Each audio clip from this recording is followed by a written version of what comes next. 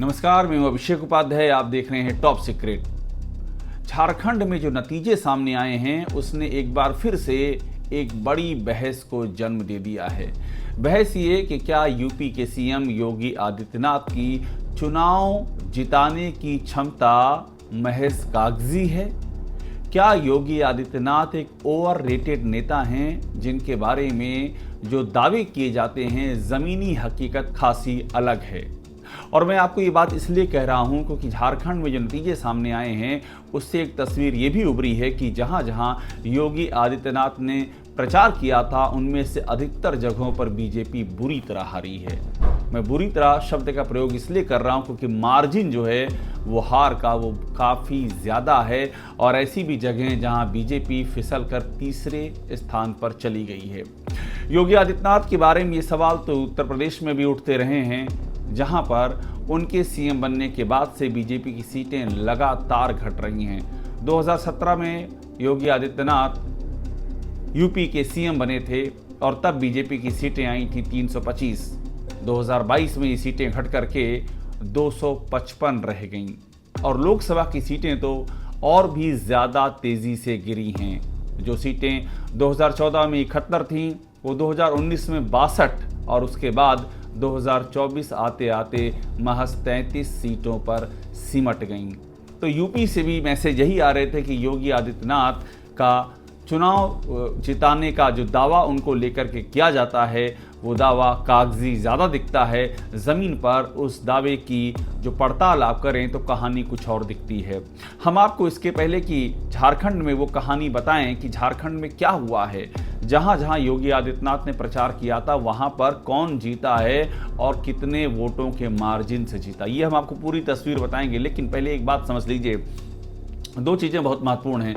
पहली बात है कि हरियाणा में जब चुनाव हुआ और हाल में बीजेपी जीती, हरियाणा में तीसरी बार बीजेपी ने सरकार बनाई, तो एक बात की एक तबके में जमकर के चर्चा हुई, मीडिया के एक तबके में, कि योगी आदित्यनाथ के बटेंगे तो कटेंगे का जादू था कि हरियाणा में बीजेपी हारती हुई बाजी जीत गई।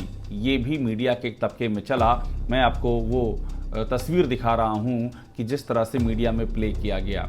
मैंने आपको कहा ना कि जो बात कही जाती है कि योगी आदित्यनाथ क्या ओवररेटेड नेता हैं, क्या उनके बारे में मीडिया में माहौल बनाया जाता है एक खास तबके के द्वारा, लेकिन ज़मीन की हकीकत कुछ और है। ये सारे सवाल उठते हैं। तो इसीलिए हरियाणा में ये लगातार कहा गया, जबकि हरियाणा की जीत का श्रेय वहाँ के जो सीएम बने थे 6 महीना पहले नायब सिंह सैनी के चेहरे और प्रधानमंत्री नरेंद्र मोदी की अगुवाई में जिस तरह से बीजेपी ने वहाँ पर पूरी तैयारियां की उसको दिया गया। इसी तरह महाराष्ट्र में भी ये कहा गया कि योगी आदित्यनाथ ने वहां जाकर के बटेंगे तो कटेंगे का नारा दे दिया है, अब महाराष्ट्र में बीजेपी जीत जाएगी। और यही बात झारखंड में कही गई। तो अब हम झारखंड का अंदाज़ा आपको इसलिए दे रहे हैं क्योंकि झारखंड में बीजेपी की बुरी हार हुई है और योगी आदित्यनाथ ने वहाँ पर जमकर के प्रचार किया था। जब जीत होती है तो उसके दावेदार बहुत सारे होते हैं। जीत की स्थिति तो ये है कि हरियाणा की जीत में यूपी के नेता को श्रेय दे दिया जाता है, महाराष्ट्र की जीत में यूपी के नेता को श्रेय दे दिया जाता है। लेकिन कहानी वहां पता चलती है जहां पर पार्टी की बुरी तरह हार होती है। वहां मालूम पड़ता है कि चुनाव जिताने की क्षमता की हकीकत क्या है। अब हम आपको बता रहे हैं झारखंड की पूरी कहानी। पहली सीट राजमहल, एक एक करके हम आपको बताएंगे जहां पर योगी आदित्यनाथ ने प्रचार किया था। राजमहल, यहां पर जेएमएम 34,000 से ज़्यादा वोटों से जीती है। ध्यान दीजिएगा, 34,000। दूसरी सीट है जामताड़ा, बड़ी चर्चित सीट है। यहाँ पर कांग्रेस 43,000 से ज़्यादा वोटों से जीती है, 43,000। इसके बाद अगली सीट है देवघर। देवघर में आरजेडी 31,000 से ज़्यादा वोट से जीती। आप मार्जिन देखिए, 34,000, 43,000, 31,000। इसके बाद चौथी सीट है भवनाथपुर। यहाँ पर जेएमएम करीब 21,400 से ज़्यादा वोटों से ये लीड है जेएमएम की भवनाथपुर में। फिर इसके बाद हुसैनाबाद, यहाँ पर आरजेडी 34,000 से ज़्यादा वोटों की लीड आरजेडी को मिली हुसैनाबाद में।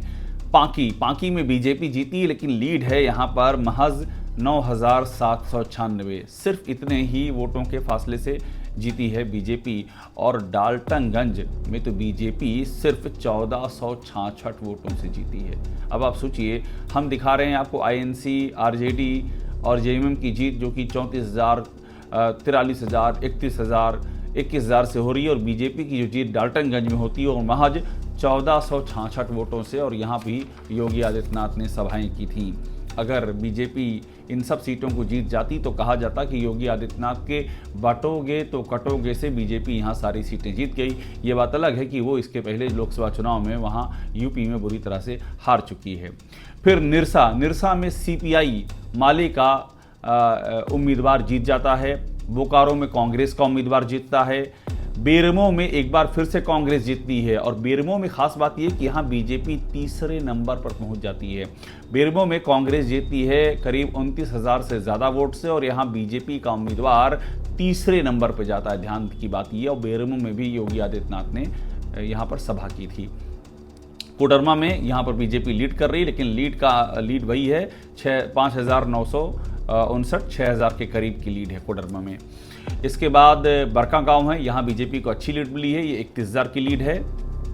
जमशेदपुर ईस्ट बीजेपी का पुराना गढ़, यहाँ पर बीजेपी को 42,000 की लीड है। जमशेदपुर वेस्ट ये जेडीयू के उम्मीदवार, यहाँ तो सरजू राय का नाम, सरजू राय वो उम्मीदवार हैं जिन्होंने पिछले चुनाव में मुख्यमंत्री को हरा दिया था, रघुवर दास को हरा दिया था, वो सरजू राय हैं। तो 40,000 की जीत है। सरजू राय की जीत में कम से कम कोई अपना श्रेय नहीं ले सकता, ये हर कोई जानता है।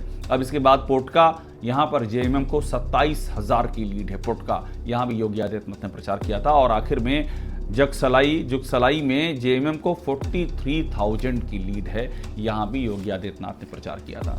तो एक के बाद दूसरे हम आपके सामने आंकड़े रख रहे हैं और ये बता रहे हैं कि हकीकत क्या है, किस तरह से जहाँ जहाँ योगी आदित्यनाथ प्रचार कर रहे हैं उनमें से अधिकतर जगहों पर बीजेपी बुरी तरह से हार रही है।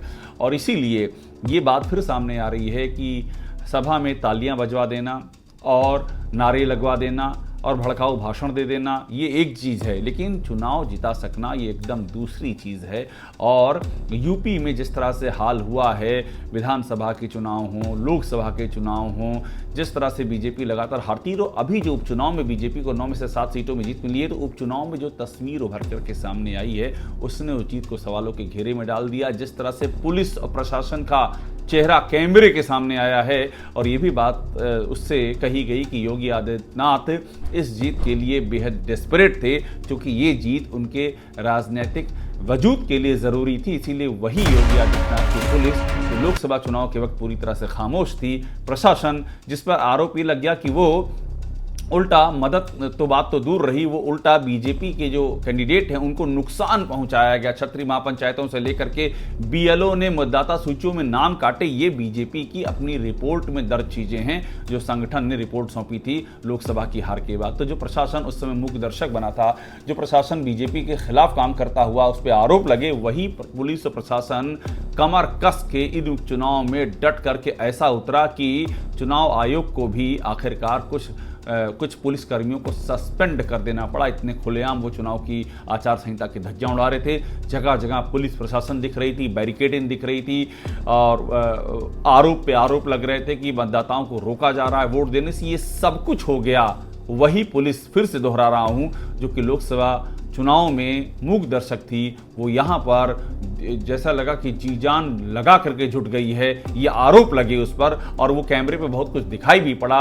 योगी आदित्यनाथ के लिए ये उपचुनाव इतना ज़्यादा महत्वपूर्ण थे, इसके बावजूद 2 सीटों पर बीजेपी हारी। जबकि कहा जा रहा था कि जिस तरह से कैमरे पे तस्वीरें मतदान के दिन सामने आई हैं, तो बीजेपी को तो एक भी सीट नहीं हारनी चाहिए। ये है पूरी कहानी, और इन सारे झारखंड के नतीजों ने एक बार फिर से इस बात पर और ज़्यादा मोहर लगाई है कि योगी आदित्यनाथ के बारे में जो दावा किया जाता है और जो हकीकत है उसमें ज़मीन आसमान का फ़र्क है। टॉप सीक्रेट को देखते रहिए, लाइक कीजिए, सब्सक्राइब कीजिए, बेल आइकन दबाइए। यहाँ आपको सारी खबरें मिलेंगी जो लीक से हटकर हैं, लेकिन यथार्थ के एकदम पैरेलल, उसके समानांतर चलती हैं।